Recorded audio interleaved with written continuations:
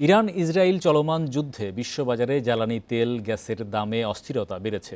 4 দিনে অপরিশোধিত জ্বালানি তেল ও প্রাকৃতিক গ্যাসের দাম নিট বেড়েছে 6% মতো। বিপিসি বলছে, দেশের বাজারে তেলের দামে প্রভাব পড়তে পারে আগস্ট মাসে।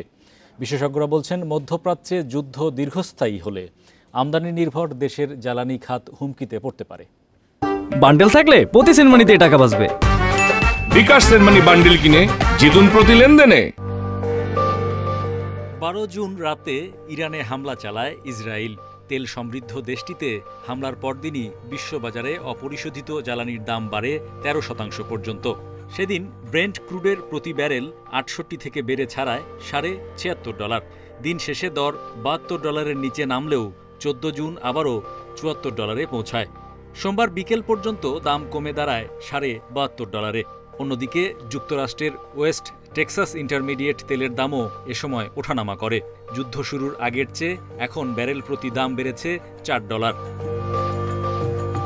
বাংলাদেশ, দুবাই ও সৌদি আরব থেকে অপরিশোধিত জ্বালানি তেল আমদানি করে।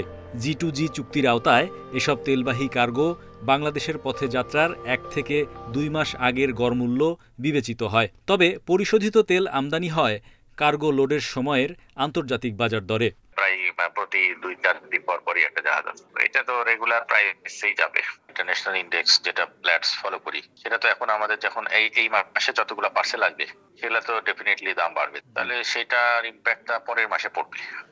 বৈশ্বিক জ্বালানি তেলের 26% সরবরাহ করে মধ্যপ্রাচ্য।